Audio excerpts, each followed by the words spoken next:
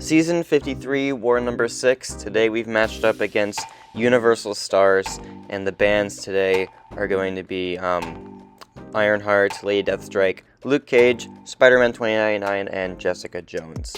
And my team today is going to be, yet again, a classic Photon, Mr. Negative, and infamous Iron Man team. And we're starting on Path 5 today. I didn't take the original, the first fight I should say, on the path, because it was Jessica Jones, and I don't really have great counters to her ranked up on my account, so I also just path split that one, and then I needed the other attackers for other stuff I had to do this war. So we skipped that fight, and we're starting immediately with Enchantress on node 14. Not a placement I ever expected to see for Enchantress again. I thought this placement was like long solved by now, but here we are taking this again with Mr. Negative, and you're gonna see how it goes. So we're gonna do the strategy I normally do for this fight on this placement. It's just get my light energy ramped up, evade to convert, convert at a low enough level to where they're not going to be expiring if you can help it. So that's usually 8 or 9 is the target for that. And now we're just continuing to parry a bunch. That was messed up. I forgot that my slow was on cooldown, so I just kind of messed up a bit there, but it didn't even matter. Like, yeah, you can see she's dead. Very, very, very fast. Very, very, very fast. So yeah, funny seeing that placement again. But next up we're seeing Bishop on node 27. Another weird placement, because iDoom is always gonna rip apart this fight. I feel like if you're gonna put Bishop on the map, put him on a node that iDoom at least struggles a little bit with, even if it's like node 39. So yeah, weird to see this one. I do forget that Bishop is going to have unblockable specials if he's overloading. So I was, at the moment, like in the fight, I was like, why the heck is his SB1 unblockable? I just didn't even realize that that's a thing that he had, because usually I charge my heavy into my, I usually charge my heavy to end my combo, and I just didn't do that. So there I just eat the whole SB2. But we have a bunch of energy resist and armor rating and all that stuff, so it wasn't really going to hurt when he had no prowess, and then we just nuke him with the SP2, so that fight could have gone much better. It also could have gone much worse, so yeah. Anyway, now we move on to the fun part. After those two fights, in the middle of the war, I decided to rank 3 my Photon. A little bit because I was nervous about some of the upcoming fights, but also because Photon is ridiculous anyway, and even though this is my 4th Science rank 3 out of 11, it's still worth it, right? Because Photon's just a stupidly good champion. So yeah, that was in the direct middle of the war, like after those two fights. I took a break while I was waiting for pre-fights, and I was like, screw it, I'm rank 3ing Photon. So now we get to test rank 3 Photon in war, which I'm really excited for, because if I was ever going to test Photon anywhere at a new rank, Alliance War would be like the first place I'd want to go, because I think this is the game mode where she shines the most in pretty much any tactic ever. Like, she's just always good in Alliance War just because of what she does for the Science class. So anyway, we're starting with Wiccan, of course, and Photon is neutralize immune when awakened, so you can just you know, kind of parry whenever you want. You can also just not worry about the neutralize spell. I'm not really parrying because of when I open, but it would prevent the neutralize from getting applied to me if I did parry, so yeah, and that fight ends really fast. Also, before anyone asks how I got Odin pre-fights, you can get another Alliance member to place the pre-fights on the node, and then you get them. So that's just how that worked. And then next up we're fighting Man-Thing on node 38 with Mr. Negative.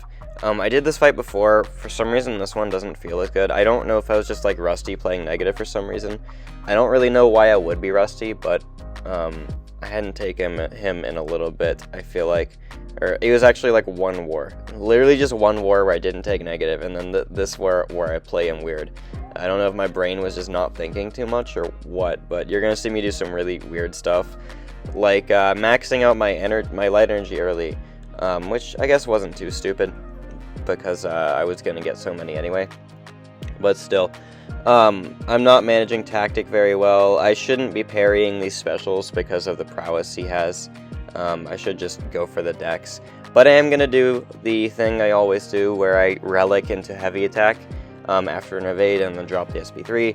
This is going to do a good bit of damage, probably bring him to like 30%, and then after that I just need to build to another SP3, and then he'll be close to dead. And yeah, at this point I just play it dumb. I don't really know why I wasn't thinking correctly, but it's fine. Here I go for the evade there, which that didn't place a slow on him, so that was a bit risky. But either way, it's fine. Heal block falls off. He's getting close to another power gain, but I pause it with the I pause it because I can't talk. I pause it because I countered his special. That's what happened. And then I lose all my light energy, and I'm like, what am I doing? And also, how am I at 62%? I haven't even taken a hit yet. This has all just been block damage. That's why I shouldn't have been blocking those SP1s so much. Negative's block proficiency isn't very good, meaning, yeah, like you can see how much block damage I'm taking. That's one of my least favorite things about the character. If I ever have any gripes about negative, usually that's going to be it. Because he's a character who's designed to parry a lot, but you give him ridiculously bad block proficiency. It's not ridiculously bad, but it's not very good. So, anyway, all that yap, and then the fight ends right here. But that's 38-man thing. Mr. Negative is just very good for node 38 in general, because you have the SP3 and such, so yeah. Next up, we're fighting Werewolf by Night on node 45. This is my last fight of the war. I originally was going to take another fight, and then I changed the war plan mid-war. But this is going to be my last one, and it's going to be an absolute beauty. Werewolf on this node is a little weird, but you're going to see the true power of Photon for this fight. We obviously have the Odin pre-fights, which I probably didn't need because just because we're going to do so much damage regardless, and Photon has inequity and 30% base energy resist, and just a bunch of different ways to make those shocks not really hurt too much. So yeah, I really didn't need the Odin pre-fights for this fight, maybe not even for the Wiccan, but I'm glad I have them, and then I'm glad my Photon is rank 3, because yeah, that was really fun. The drop in the back-to-back SP2s was awesome. Anyway, so 5-fight war, one of my lower ones this season, but it's all good. Got to start planning the War 7, like, after I'm recording this, so maybe we'll see if I can get myself more stuff.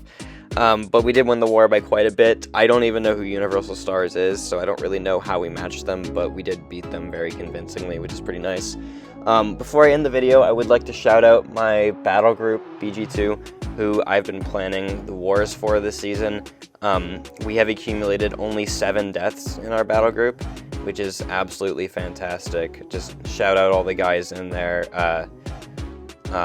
Myself, Oracle, Wasif, Darkar, Ernest, Freya, Infinity, Ja, Nico, and Trick.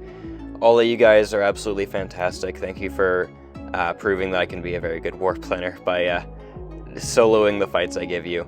And I really appreciate it. You guys are the best. So thank you guys for watching this, and I'll see you in the next one.